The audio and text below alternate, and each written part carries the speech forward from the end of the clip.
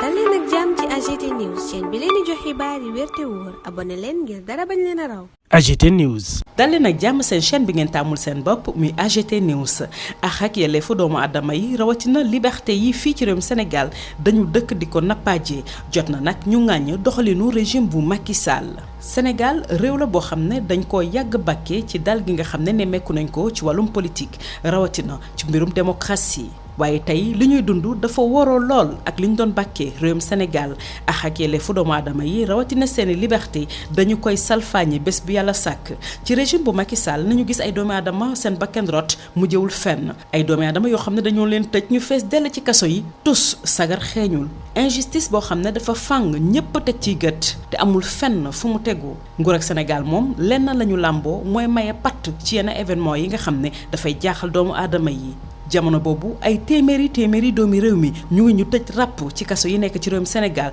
te dara wund ko lu may mbirum politique dong régime bu Macky Sall mel ni ku bëggul bruit ku yëngal rek ñu daal lay fatt tëj la ràpp ci kaso bi muy ñi nga xam ne ñoo fare ci opposition bi rawatina ñi nga xam ne ñoo nekk ci xarala yu yees yi di joxe seen xalaat ñoom ñépp tey caabi féete na leen ginnaaw lii nag mënta wéy faw mu dakk moo tax sénégalais yëpp dañu war a jóg doon benn say ngir xeex seen àq ak seen yelleef ci prisonnier politique yi nga xam ne tey ñoo nekk ci kaso yi Ousmane Sonko di principal opposant fii ci réewum Sénégal moom nag ay àq ak yelleefam dañu ko nappaaje ba kenn xamatul lu muy ndurool façon milital bu ne teg nañ ko ci ndoddam tey fi mu mujjee mooy ñu daal di koy ràjjee ci anam boo xam ne kenn mënu ko expliquer ngir mu bañ a bokk ci élection présidentielle bu 2024. fii nag bu ñu fa àggee dafa mel ni askanu Sénégal ci seen bopp ñoo war a jóg daal di sàkku ñu amal ay élection présidentielle bu atum 2024 yoo xam ne dafay libre transparente waaye itam inclusive jot na itam ñi nekk ci communauté internationale maanaam waa biti réew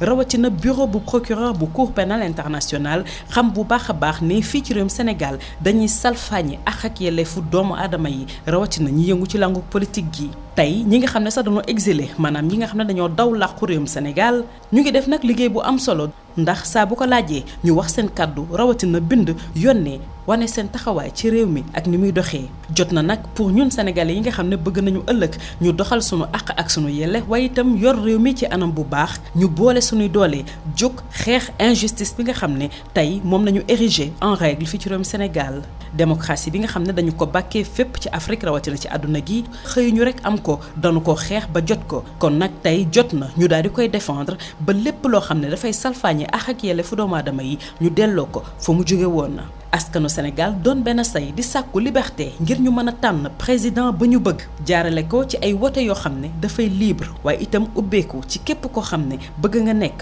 candidat gëm nañu ne Sénégal bi nga xam ne moom la ñu bëgg ki ko war a diriger dafa war a nekk dirigeant boo xam ne dafa intègre waaye itam xalaatam yépp da koy jëmale ci askan wi nga xam ne moom la jiite jot na ñu soppi doxalin gi kon fii ci réewum Sénégal ñuy woo bépp sénégalais ngir ñu daal di ŋaññ répression yi nga xam ne am na ci réew mi sàkku itam ñu daal di bàyyi prisonnier politique yi boole suñuy doole tabax Sénégal boo xam ne dafay juste ngir képp koo xam ne fi ngay yeewoo ak yelleefu doomu aadama yi rawatina seen liberté kenn waru ko sacrifier ndax jiitu réew boo xam ne dafa jàppee boppam ni roi di buur di bummi lii mooy jàngat bu Pape Alé Niang. AGT News. Merci de suivre les programmes de votre chaîne préférée AGT News. La violation des droits de l'homme et des libertés au Sénégal, l'urgence de dénoncer le régime de Macky Sall. Le Sénégal, pays réputé pour sa stabilité politique et sa démocratie, est aujourd'hui en proie à une série de violations des droits de l'homme et des libertés. Sous le régime du président Macky Sall,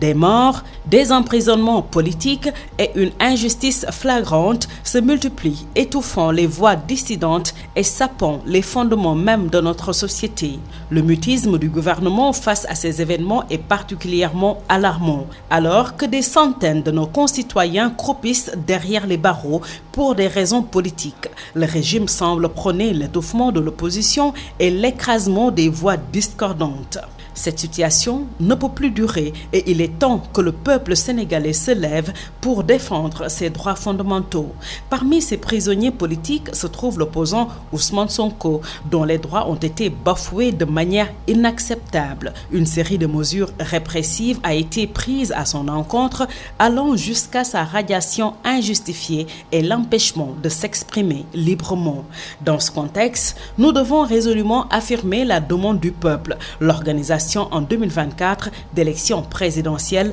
libres, transparentes et inclusives. Il est crucial que la communauté internationale, particulièrement le bureau du procureur de la Cour pénale internationale, prenne connaissance de ces violations des droits de l'homme au Sénégal. Les exilés sénégalais continuent d'œuvrer sans relâche pour faire entendre leur voix et défendre les intérêts de leur pays face à cette répression aveugle. Il est temps pour nous, en tant que citoyens, soucieux de nos droits et de notre avenir, de nous unir et de nous lever contre ces injustices. La démocratie que nous avons chèrement défendue doit être rétablie et les responsables de ces violations des droits de l'homme doivent être tenus pour compte. Le peuple sénégalais exige la libération de choisir son prochain président dans une compétition libre et ouverte. Nous sommes convaincus que seul un Sénégal dirigé par des dirigeants intègres et soucieux du bien-être du peuple pourra assurer un avenir digne à tous les Sénégalais. Il est temps de changer les destinées de notre nation.